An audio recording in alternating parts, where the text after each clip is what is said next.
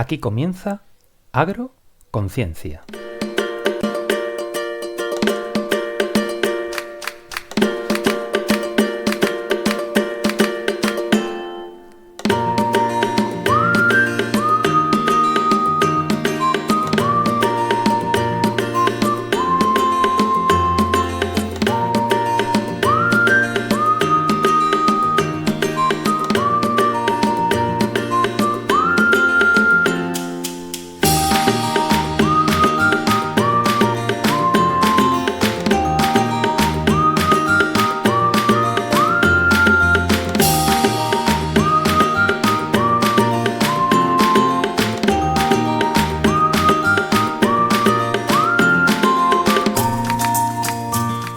Muy buenas queridas y queridos cientófilos y agrófilos a Agroconciencia, un programa que tiene como objetivo que paséis un buen rato hablando de ciencia y de agronomía.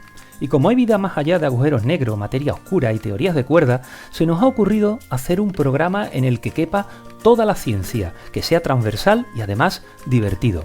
Resulta que la agronomía, cosas del destino, pues tiene de todo. Así pues, en este programa vamos a hablar de física, de matemáticas, biología, química, botánica, geología. En definitiva, vamos a hablar de ciencia. Y no hay cosa que nos gustaría más que estuvieras ahí donde estés, escuchándonos.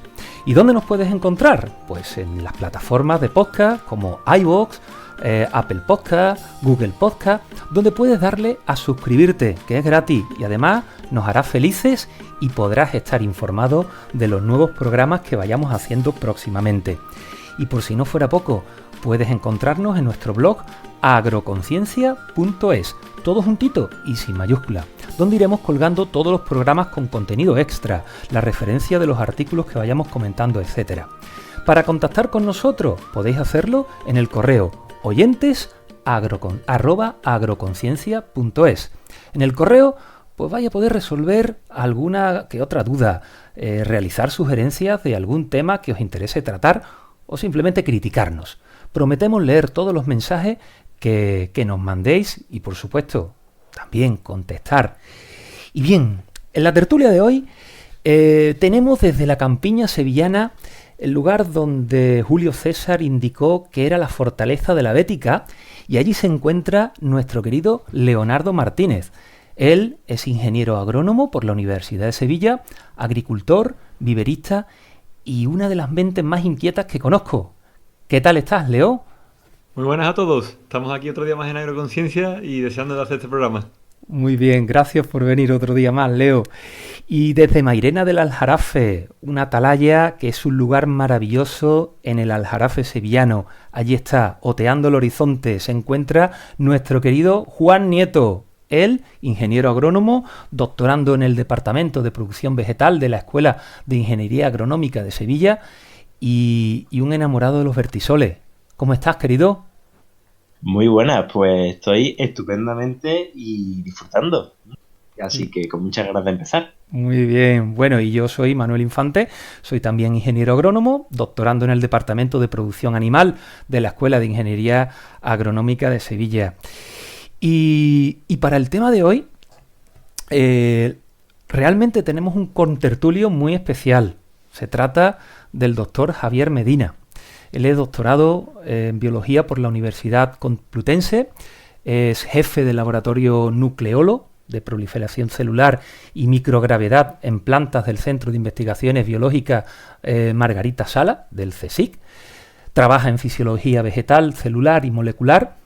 Y en relación con la investigación espacial se centra en los efectos fisiológicos de la gravedad alterada para permitir el cultivo de especies vegetales para la exploración espacial humana.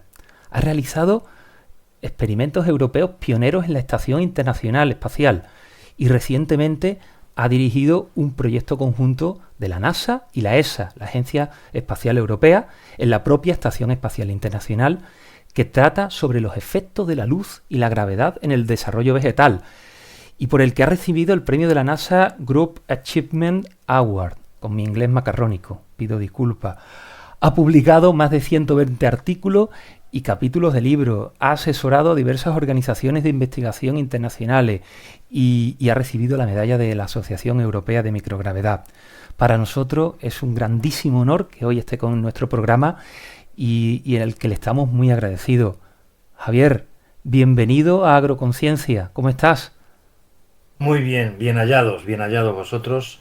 Es un placer muy grande el poder colaborar con gente tan entusiasta y tan inquieta como vosotros.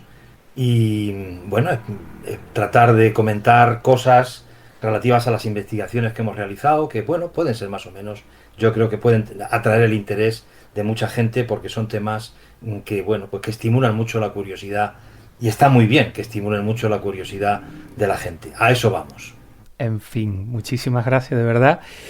Y bueno, con el currículum de nuestro invitado, seguro que algunos de vosotros pues habrá imaginado el tema del programa de hoy. Hoy vamos a hablar de exploración espacial y partimos de una afirmación de nuestro propio invitado. Los exploradores espaciales deben ser agricultores. A más de uno seguro que se le viene a la cabeza en estos momentos a Matt Damon plantando papas en Marte. Esa escena de la película El Marciano o de Martian, ¿no? Hoy por hoy es ciencia ficción. Y no vamos a entrar a debatir las diferentes incorrecciones científicas que pudiera tener la película, que bueno, pueden ser más o menos, pero sí vamos a charlar sobre las investigaciones más actuales existentes para superar el inmenso reto que tiene la humanidad para emprender un viaje espacial. Para ello serán imprescindibles sistemas de soporte vital que incluyan las plantas, que nos servirán de alimento, generarán nuestro oxígeno para respirar, humedad, proporcionarán bienestar psicológico a esos viajeros y además, fijaros, serán las encargadas de eliminar nuestros propios desechos a bordo de las naves. Todos, si nos vamos a nuestra época de niños, seguro que tenemos en mente aquel experimento de meter unas semillitas de lenteja o de garbanzo en un vasito de yogur con un algodón húmedo y al cabo de unos días encontrar unas plántulas dentro de esos vasitos. Eso que en la Tierra es normal, que es común, en el espacio se presenta como uno de los retos más difíciles de superar, ya que sin la gravedad las plantas no crecen, o al menos no como deberían de hacerlo. Sin embargo, ese reto tremendamente difícil ya ha sido superado, ya es posible cultivar en el espacio. Pero antes de entrar en materia, creo que deberíamos de pensar un poco sobre lo cotidiano, es decir, ¿por qué las plantas crecen hacia arriba? ¿Qué mecanismos influyen para que una planta tenga una parte aérea, que es la verde, y también tenga otra parte, que son las raíces, que funcionan completamente de manera diferente y además son blanquitas? Leo, ¿por qué ocurre esto? Claro, bueno, eso realmente, pues todo tiene una explicación, ¿no? Es una palabra bastante técnica que se llama gravitropismo y se diferencian dentro del propio gravitropismo dos. ¿Qué significa el gravitropismo?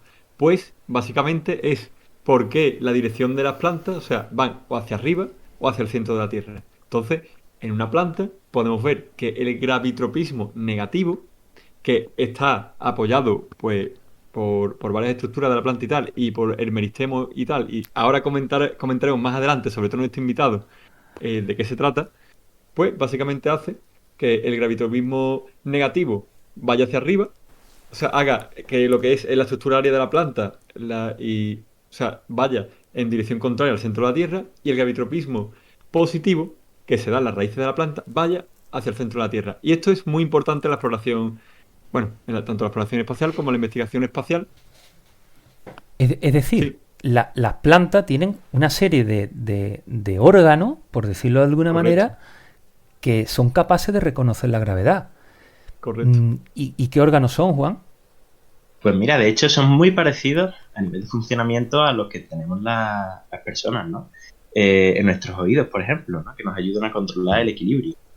En las plantas, tanto en la parte, digamos, vegetativa, que crece por encima del suelo, tanto en las raíces, hay una estructura que se llama meristema. ¿vale? Estos son un conjunto de células que están siempre, digamos, en la punta de las raíces, en la punta de las ramas, y es el lugar donde las plantas se van reproduciendo y se van diferenciando, digamos. Es por donde va creciendo la planta. Bueno, pues allí se encuentran las estructuras que son capaces de detectar la gravedad, que reciben el nombre de estatocitos. Bien, pues para entender un poco cómo funcionan estos estatocitos, yo creo que todos hemos visto estas bolas de cristal que simulan tener nieve dentro, y que las giramos, y en función de cómo las giremos, pues la nieve va hacia un lado y va hacia otro.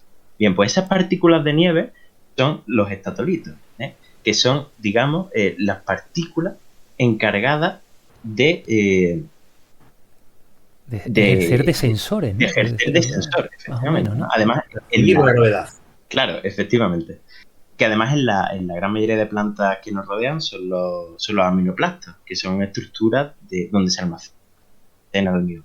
Entonces, en función del sentido de la gravedad, pues estos aminoplastos se van a sedimentar, igual que pasa en esta bolita de cristal. Bueno, yo estoy seguro que nuestro invitado más adelante seguro puede hacer alguna apreciación mucho más concreta. Bueno, entonces, partiendo de que para que una planta tenga un crecimiento equilibrado, partimos de que necesita la gravedad, ¿no?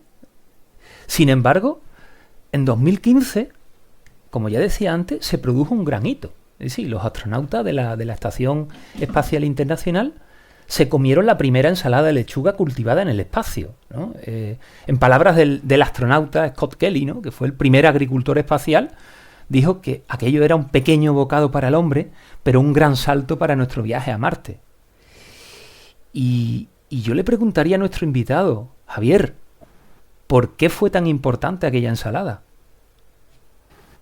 Porque fue la primera vez en la que se demostró. Vamos a ver, la investigación espacial con plantas había empezado muchos años antes.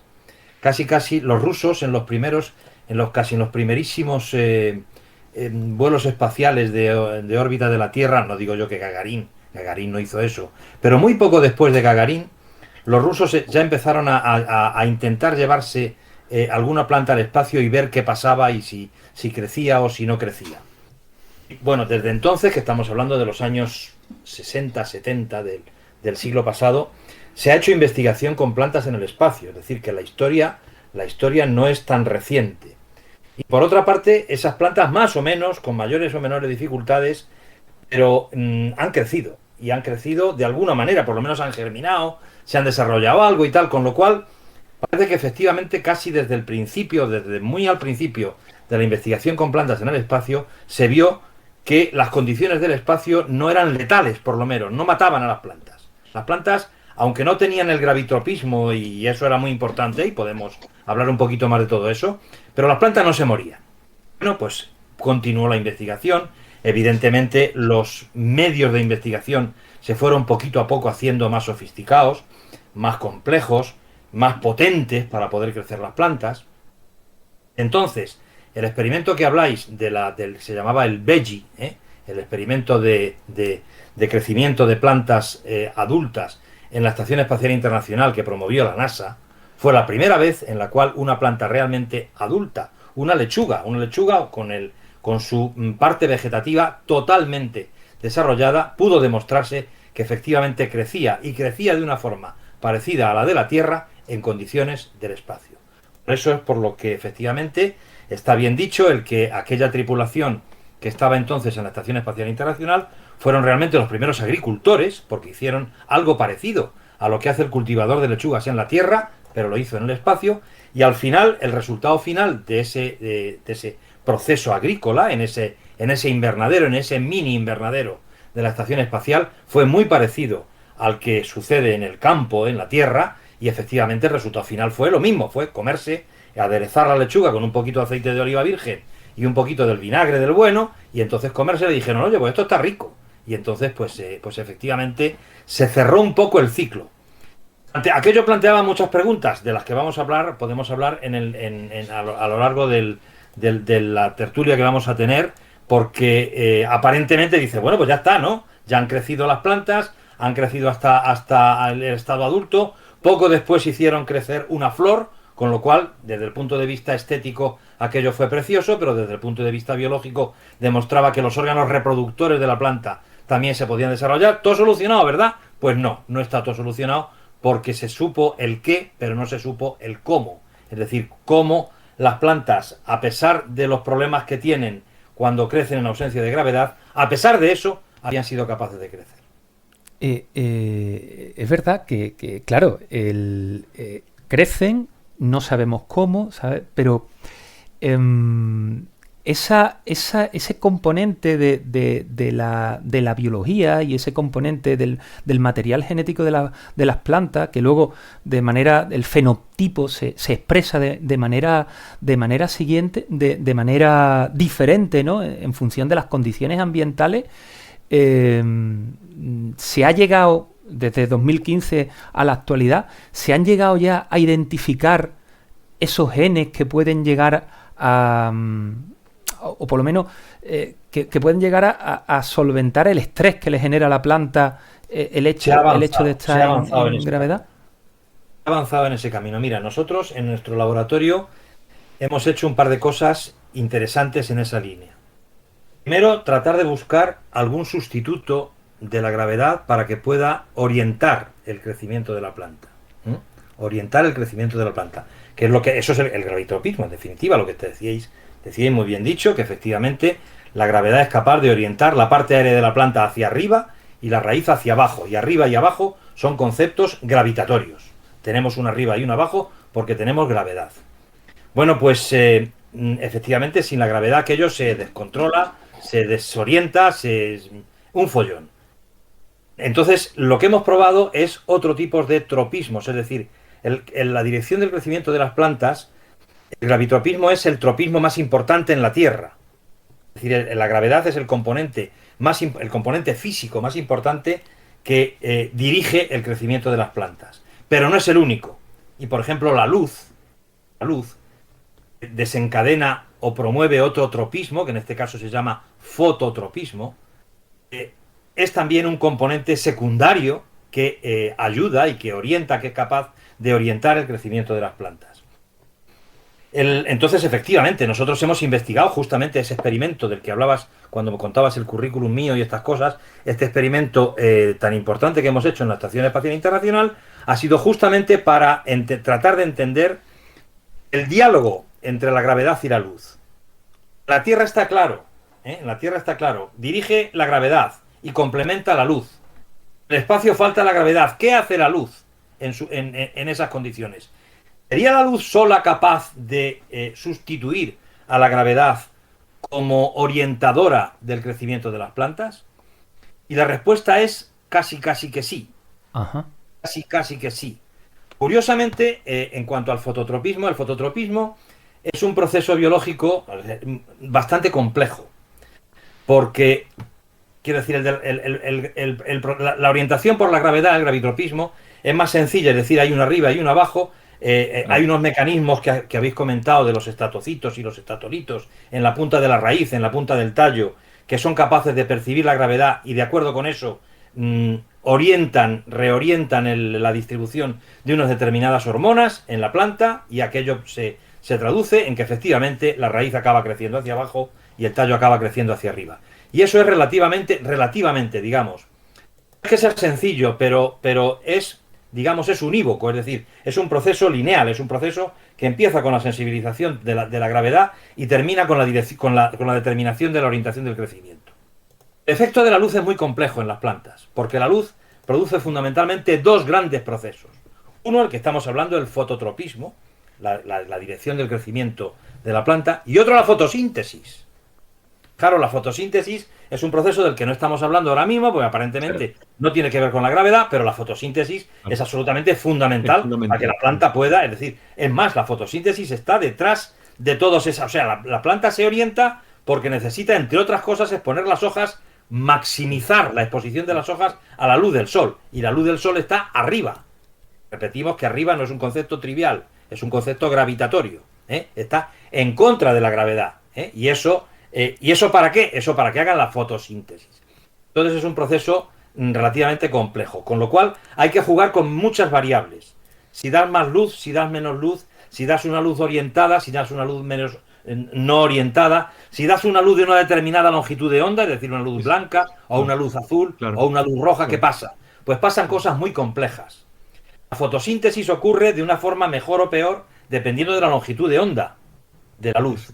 Pero además hemos demostrado justamente en ese experimento que la luz roja es capaz de activar determinados procesos celulares que justamente la gravedad había perjudicado.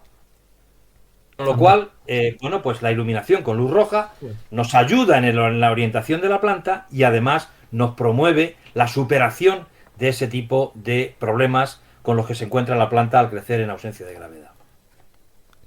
Como veis, la cosa no es especial, es decir, el cómo, cuando curiosamente es curioso que sí, que el qué sí, es decir, la lechuga crece y es más, han crecido rábanos, han crecido coles, están creciendo, es decir, los americanos, me quejo, abro un pequeño paréntesis y me quejo de que los europeos en ese sentido no estamos teniendo el apoyo institucional que están teniendo los americanos, es decir, la ESA, la Agencia Espacial Europea, se ha quedado rezagada, muy rezagada, desgraciadamente, en esa carrera del crecimiento de plantas de cosecha, de plantas de cultivo.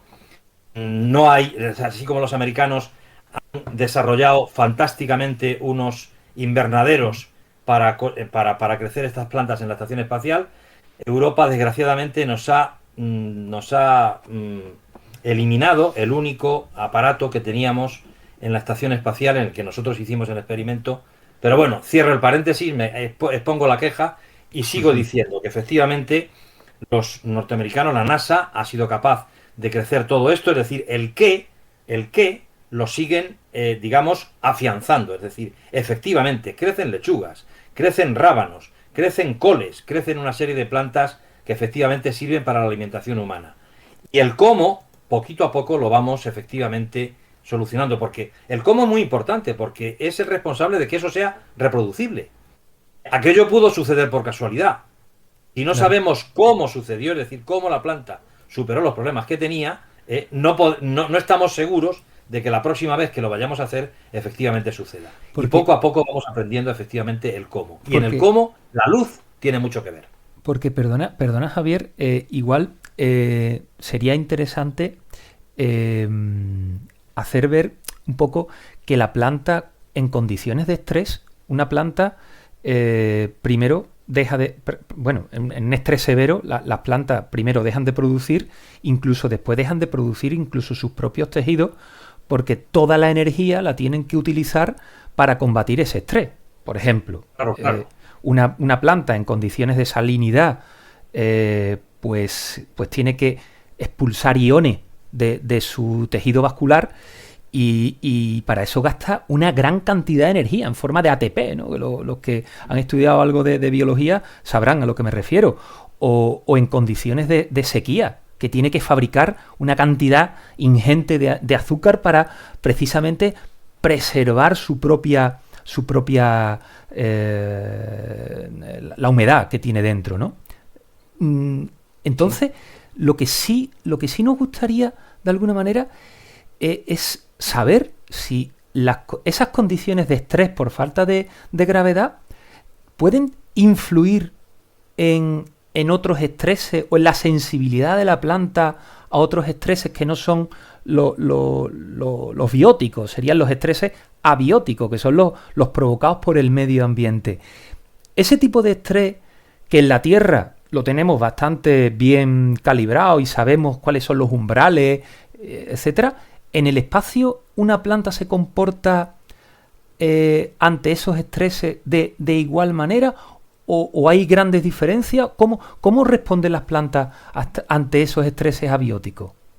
Vamos a ver, en principio, el nivel de conocimiento que se tiene sobre el estrés gravitatorio es bastante menor el que se tiene sobre otros estreses, entre otras cosas, porque la cantidad las posibilidades de investigación, es decir, la cantidad de investigadores que se dedican al estrés salino o al estrés térmico o al estrés hídrico, pues es mucho mayor que la que nos dedicamos, entre otras cosas, porque en la estación espacial, que es realmente el campo de pruebas donde verdaderamente se pueden obtener resultados fiables y y seguros, pues realmente la capacidad, es decir, la experimentación espacial tiene muchísimas limitaciones.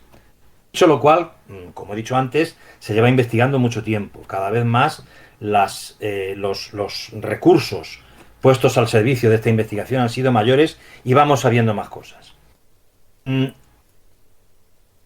De la respuesta de las plantas al estrés gravitatorio, puedo comentar fundamentalmente dos cosas que nosotros y otros grupos de investigación parecidos a nosotros, desde el punto de vista celular y molecular, hemos encontrado. En primer lugar, hay un problema fundamental que afecta al desarrollo de la planta.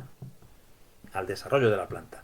Nosotros hemos investigado ese tejido del que hablabais antes, que está en la punta de la raíz y en la punta del tallo, que es el tejido meristemático.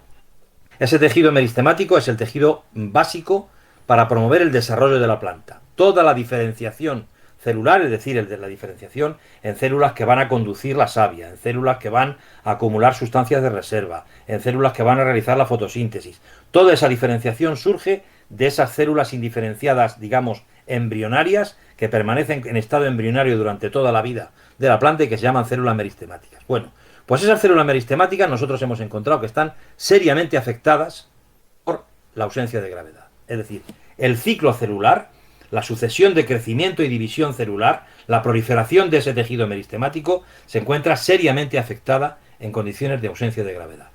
Y eso efectivamente podría tener, si eso fuera efectivamente persistente y eso se transmitiera a sucesivas generaciones, podría llegar a ser letal para la supervivencia de la planta. Porque efectivamente, si la planta tiene desarreglado, desacoplado su desarrollo, la planta se acaba arruinando y acaba fracasando como ser vivo. De alguna manera, efectivamente, hay genes, que esa es la segunda parte de la investigación que nosotros hemos llevado a cabo, que intervienen, neutralizando ese tipo de alteraciones. Hay genes que intervienen, por ejemplo, en la biogénesis de los ribosomas y que efectivamente son capaces de percibir ese estrés y, tamponar, solucionar, acoplar, restaurar las condiciones originales de crecimiento de manera que la planta efectivamente sea capaz de desarrollarse finalmente. Hay un aspecto importante y es que de la misma manera, o al revés, o al contrario que en otros estreses, como el estrés hídrico o el estrés salino, en el que se han encontrado genes específicos de respuesta, aquí no se ha encontrado. Es decir, las plantas tienen en general una potencialidad, una plasticidad genética tremenda. Es decir, las plantas son capaces, las plantas les pasa una cosa que no les pasa a los animales, entre otras muchas, y es que las plantas son inmóviles, las plantas son lo que se llama sésiles. Cuando un animal se encuentra en condiciones adversas ambientales, se va de allí y se acabó, y encuentra y se pone a buscar un ambiente más favorable, un ambiente mejor. La planta no puede hacer eso. Y como no puede hacer eso porque está fija al suelo, la planta lo que ha desarrollado es una enorme plasticidad genética. Es decir, es capaz de tener genes de reserva que normalmente no le sirven para nada, pero que en un determinado momento pueden llevar a desarrollar una función que sea capaz de neutralizar ese tipo de condiciones adversas. Y eso es justamente lo que sucede.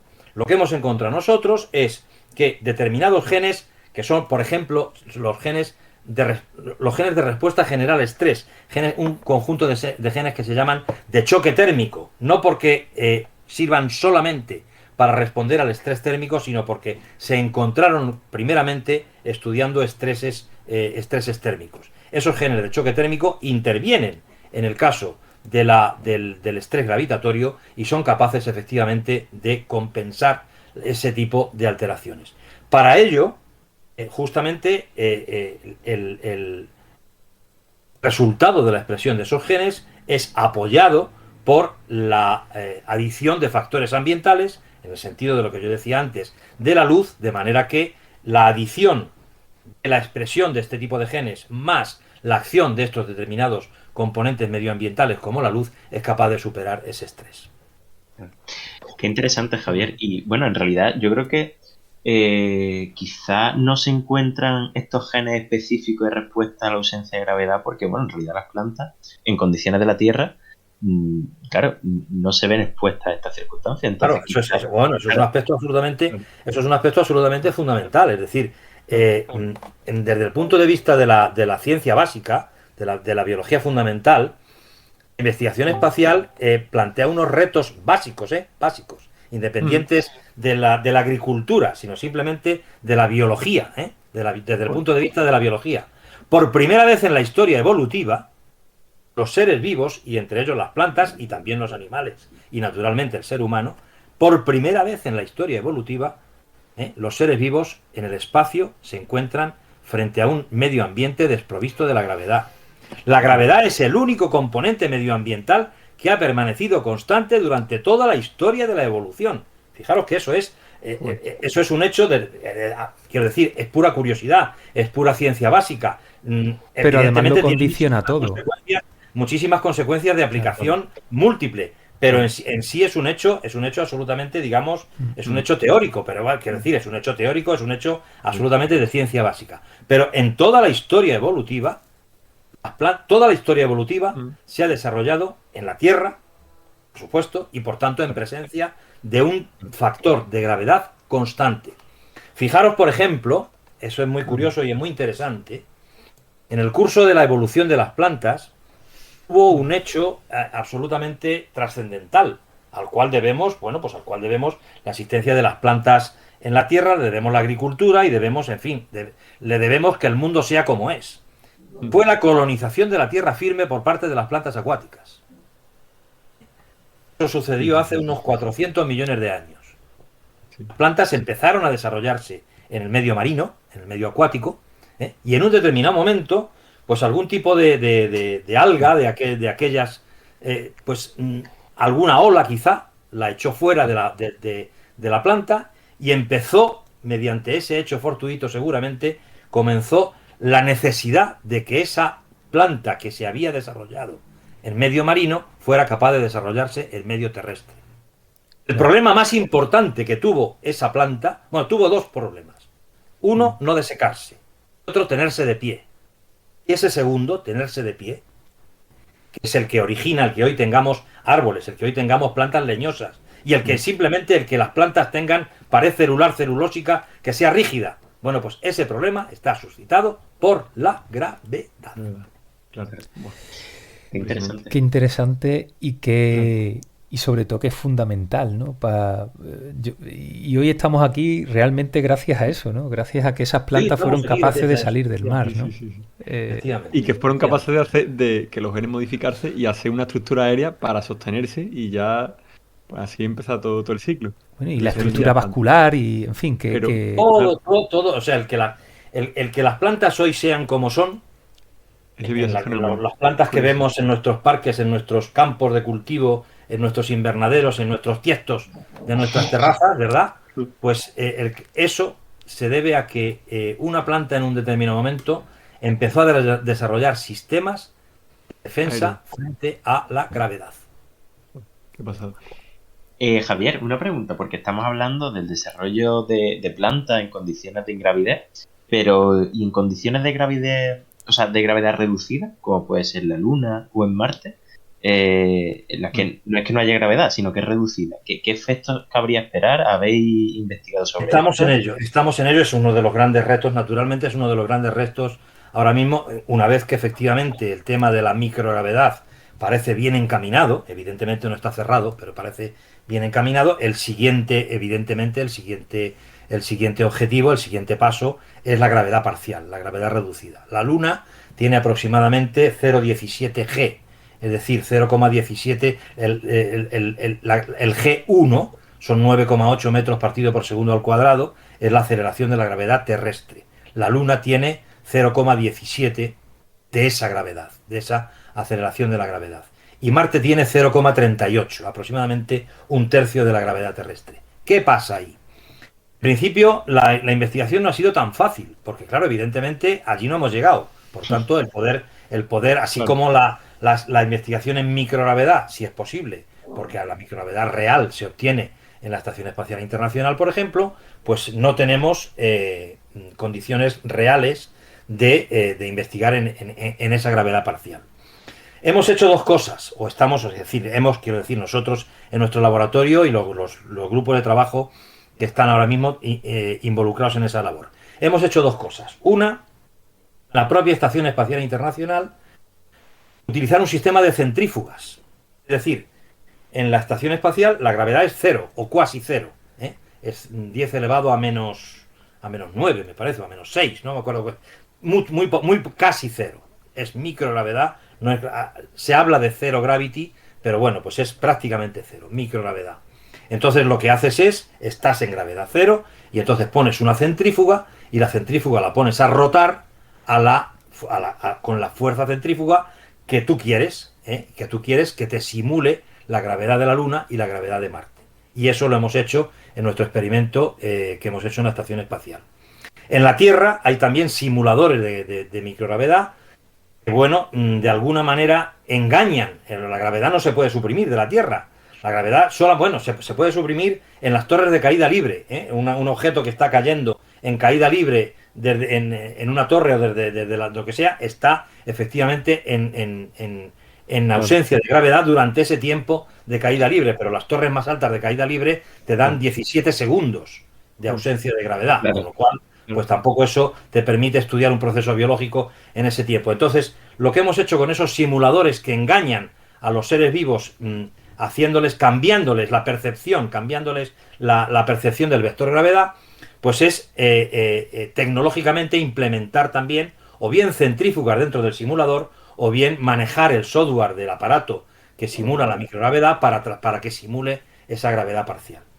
El resultado ha sido, a grandes rasgos, el resultado es que la gravedad de la Luna se parece mucho a la microgravedad, es muy estresante, incluso hasta gravedades intermedias. Curiosamente es tremendo este resultado. Gravedades comprendidas entre el 0 y el 0,17, y la gravedad de la Luna, son las más estresantes. Estamos viendo a ver exactamente qué mecanismos genéticos pueden estar detrás de ese resultado tan sorprendente. La gravedad de la Luna puede llegar a ser hasta más estresante que la gravedad del espacio, que la gravedad cero. En cambio, en gravedad de Marte, en gravedad 1/3 de G, las cosas son mucho más suaves. La respuesta de las plantas, efectivamente, bueno, algo de alteración hay, pero entre otras cosas, por ejemplo, los estatolitos, es decir, las estructuras celulares que perciben la gravedad, son capaces de percibir efectivamente esa gravedad parcial de Marte y son capaces, por tanto, de orientar la raíz y el tallo de acuerdo con esa gravedad. Con lo cual, efectivamente, en gravedad de Marte creemos, tal como hemos simulado, que efectivamente en gravedad de Marte la raíz crece hacia abajo y el tallo crece hacia arriba. Con lo cual, bueno, hemos ganado bastante a la hora de poder ser capaces de cultivar las plantas en por lo menos en las condiciones de gravedad del planeta rojo. Imaginemos que... Vamos, si la investigación, decía yo antes que la investigación en microgravedad, realmente la población científica dedicada a esto es limitada, la cantidad de experimentos es muy reducida, pues son carísimos, son muy limitados y tal, pues a la gravedad de la Luna y a la gravedad de Marte todavía hemos llegado más tarde, pero en eso estamos y de momento tenemos esos resultados que son muy prometedores. Como le decía Javier, imaginemos que somos capaces de plantar nuestro invernadero en la Luna o nuestro invernadero en Marte. Sabemos, porque aparte de lo que es el estrés de la gravedad, en Marte la radiación, ya sea solar o la radiación cósmica, es aproximadamente 17 mayor que una dosis normal de la Tierra. ¿Hay estudios sobre los efectos de la radiación a largo plazo en las plantas y los efectos que puedan llegar a tener? Pocos estudios. Estamos en ello también. Es que son tantos los retos. Son tantos los retos que hay. Efectivamente, es cierto, verás. De momento, la radiación, cuando se ha planteado la investigación espacial, tanto referida al ser humano como a otros seres vivos, entre ellos las plantas, la radiación, digámoslo así, dicho grosso modo, no se contaba con ella en los primeros experimentos. Es decir, la Estación Espacial Internacional se diseñó, y bueno, la Estación Espacial y todos los vehículos espaciales han diseñado desde el principio con sistemas de apantallamiento de la radiación cósmica. Es decir, desde el principio, desde el primer momento, eso sí, desde el primer momento que el ser humano salió al espacio, se sabía que en el espacio había radiaciones y que por tanto el ser humano, los seres vivos en general, se tenían que proteger de esas radiaciones. Y se trató, por tanto, de apantallarlas. De manera que las primeras investigaciones biológicas en el espacio no tuvieron en cuenta el componente de radiación. Y de hecho, hoy día, nuestro propio experimento, este que hemos desarrollado en la estación, incluso el que hizo Pedro Duque en su momento, en la misión Cervantes, en el que se desarrolló también un experimento nuestro, realmente no contaron con los efectos de la radiación. Independientemente de eso, en la Tierra hay toda una línea de investigaciones sobre los efectos de la radiación, pero de la radiación a gran escala, es decir, los efectos en general, sobre todo mutagénicos de la radiación. Se sabe perfectamente que determinados tipos de radiación son capaces de alterar el ADN, de producir mutaciones y por tanto de cambiar la expresión génica a gran escala. Eso hay que compaginarlo y en eso estamos, es decir, los resultados todavía son muy pobres. Nosotros en este momento tenemos un proyecto de investigación europeo en colaboración con 2 grupos franceses y un grupo holandés, justamente desarrollando en tierra, con instrumentos de simulación de microgravedad acoplados a sistemas de generación de radiaciones, un proyecto de investigación justamente con estos objetivos. Los resultados todavía son súper preliminares. Creemos que las radiaciones, las plantas, vuelvo a decir una vez más, como decía anteriormente, tienen una gran plasticidad genética, es decir, las plantas son capaces de resistir, plantas en definitiva, o pseudoplantas, o parientes de las plantas, son los líquenes. Y con los líquenes sí que hay experimentos de que los líquenes son absolutamente resistentes, pero resistentes a lo bruto, a grandes dosis de radiación. Hay un aparato en la estación espacial que es una bandejita, sale del cuerpo, digamos, de la estación y expone lo que sea, lo que está depositado encima de la bandeja, a la radiación espacial, a la radiación cósmica pura y dura. Ahí han puesto líquenes y los líquenes han sobrevivido. Las plantas superiores no llegan a eso, no van a llegar a eso. Pero sí que los resultados preliminares que tenemos son, que efectivamente la radiación a los niveles, por supuesto, vamos a ver, hoy por hoy es inviable, se consideraría inviable el hacer un campo de cultivo en Marte como se desarrolla hoy un campo de cultivo en la Tierra, al aire, a la intemperie. Que efectivamente el crecimiento de las plantas es incompatible con la exposición pura y dura a la radiación que hay en Marte. Ahora, el planteamiento que hacía el Matt Damon en la película del Marciano, del invernadero, el apantallamiento, es decir, el filtrar un porcentaje alto de la radiación cósmica que esté presente en la superficie de Marte, eso sí que puede ser, efectivamente, muy compatible con el crecimiento de las plantas superiores, de las plantas de interés agrícola.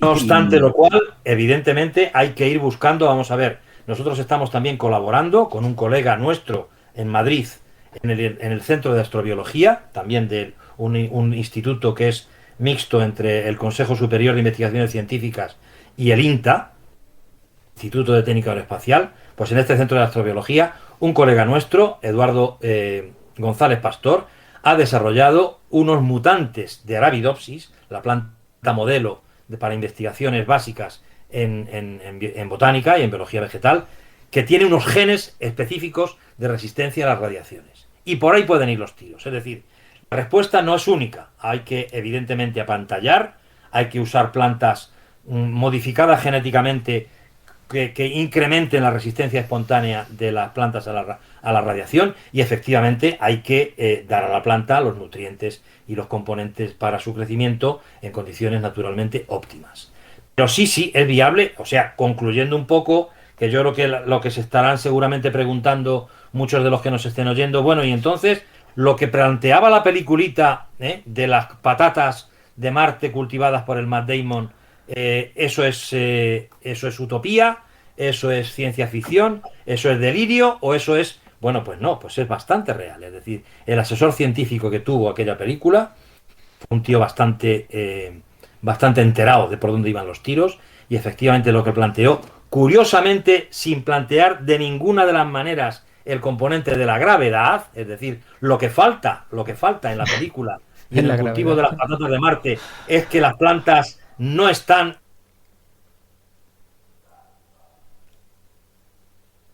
Efectivamente, no debería ser exactamente así, pero lo que provee el astronauta en esa película para hacer posible el crecimiento de las plantas, es decir, protección frente a la radiación, complemento del suelo de Marte con nutrientes exógenos, los de la caca, los de los excrementos que provoca, naturalmente agua, ese tipo de cosas que provee temperatura, aislamiento térmico, ese tipo de cosas que provee el marciano este de la película, el Matt Damon, para el crecimiento de las patatas, es efectivamente real. Son los retos que efectivamente tiene el crecimiento de las plantas en la superficie de Marte hoy día y que son los que nos estamos planteando.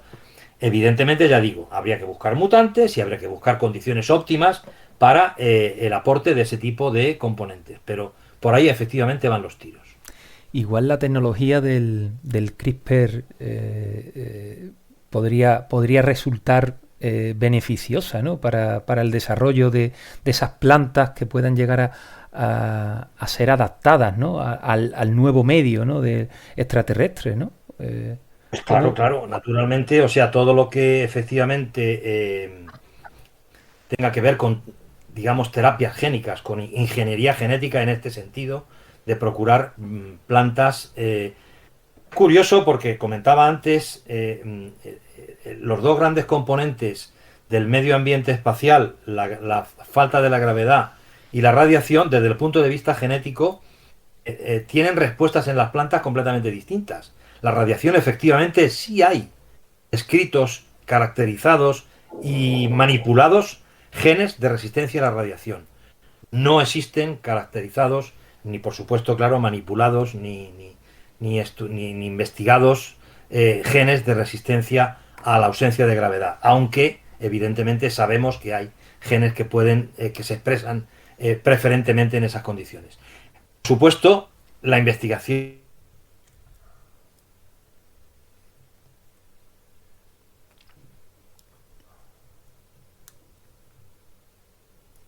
se llama GenLab, que consiste justamente en poner en común entre los grupos de trabajo que están investigando este tipo de cosas, tratar de facilitar, justamente porque la masa crítica es todavía muy escasa de población científica dedicada a esto, tratar de que los resultados que se obtienen en esos pocos experimentos que se pueden realizar en las instalaciones espaciales, pues se maximicen. Y entonces, efectivamente, el objetivo de ese grupo de trabajo, de ese proyecto de la NASA en el que nosotros también estamos participando, el GenLab, es desarrollar herramientas tipo CRISPR, pero además tipo de software especiales, pruebas de testeo de mutantes, de generación de mutantes, bioestadísticas, para maximizar los resultados de los estudios de expresión génica que se hayan hecho. Qué interesante, qué interesante. La verdad que nos quedan muchísimas preguntas, nos quedan muchísimo de lo que hablar. Y a vosotros os quedan muchas preguntas. A nosotros nos quedan montones de preguntas que resolver. Y fijaros qué curioso. Como un tema que dice, bueno, pues ya está resuelto, si ya hay lechugas en el espacio, ¿qué quieres más? Pues no, pues necesitas saber un montonazo de cosas más. Claro, lo que pasa es que el tiempo del programa está llegando a su final y tengo muchísima rabia, ¿no? Porque tenemos muchas preguntas y tenemos muchas cuestiones, pero el tiempo al final termina mandando. Pero antes de despedir no hay que aburrir tampoco a nuestros oyentes. Yo creo que no, hoy no se habrá dormido nadie. nadie. En los programas anteriores, los que hemos hecho nosotros, igual algunos sí cayó, pero hoy creo que no. Pero antes de despedirnos, a mí me gustaría haceros una pregunta. Porque igual es la pregunta que yo siempre me he hecho, ¿no? Cuando me iba al campo y echaba allí las noches de verano mirando al cielo, yo siempre me hacía la misma pregunta. Si yo tuviera que ir a la Luna, o si tuviera que ir a Marte, que suele estar en una posición muy característica del suelo, ¿qué os llevaríais en un viaje de ida, ¿no? a la Luna o a Marte? Claro. ¿Qué os llevaríais? Hombre, yo por ejemplo me llevaría a Javier para que fuera capaz de... Claro. Así tendríamos alimentos hoy. Gracias. Claro. Esa respuesta, macho, esa respuesta ha sido muy, en fin, muy enorgullecedora, muy amable, tremendamente amable por tu parte. Hombre, claro. Tremendamente amable por tu parte. No, bueno, en el contexto en el que estamos, lo que yo creo que sí que podemos haber convencido a nuestros oyentes de que, independientemente de llevarse el pendrive con las canciones de Pink Floyd, o el librito o a lo mejor te dirían que el Quijote o la Biblia, o en fin, o cosas de esas, independiente de llevarse lo que uno le apetezca llevarse, hay que llevarse plantas.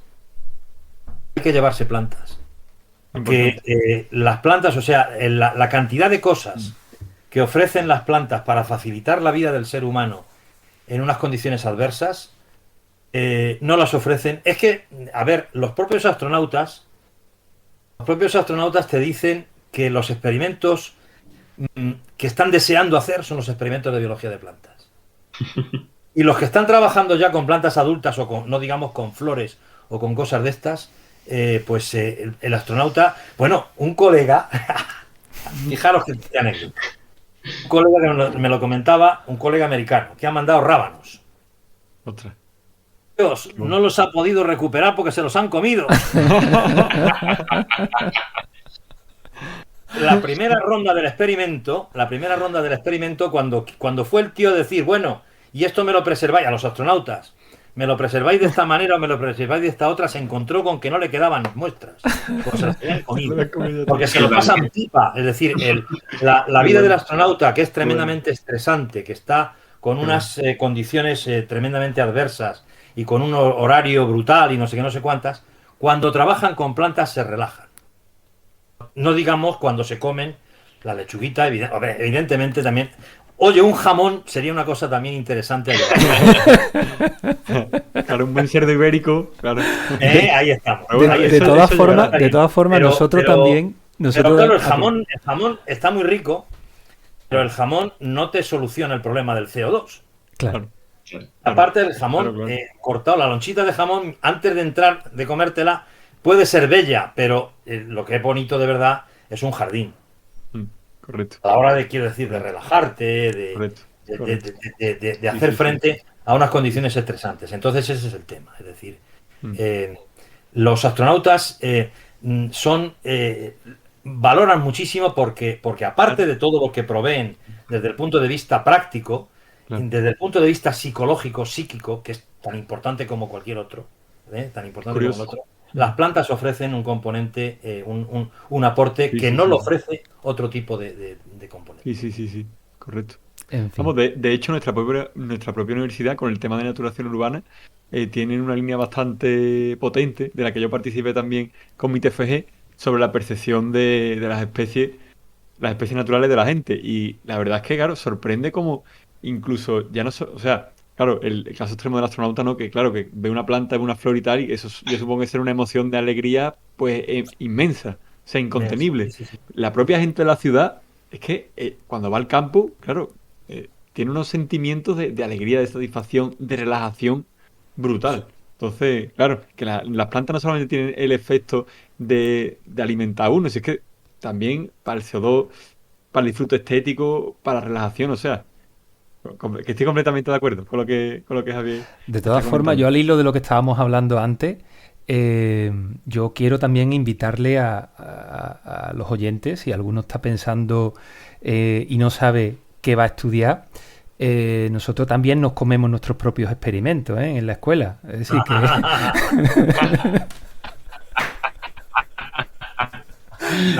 que sobre todo los de melocotones, fresas, esos son muy valorados, En fin, pues queridos amigos, muy a nuestro pesar, hasta aquí llegó el programa de hoy de Agroconciencia. Muchísimas gracias por acompañenos. Yo me lo he pasado muy bien, ¿eh? Yo me lo he pasado muy bien charlando con vosotros. Y nosotros mejor, más todavía. seguro. Sí.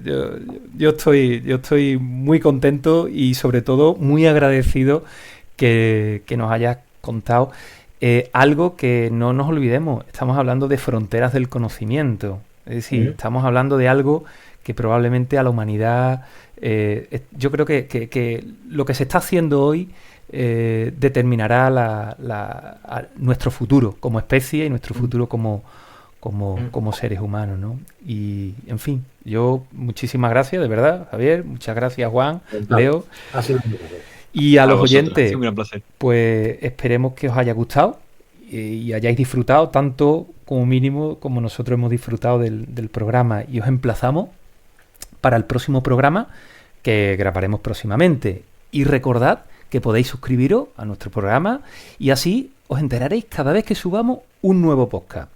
Recordad que el correo oyente@agroconciencia.es.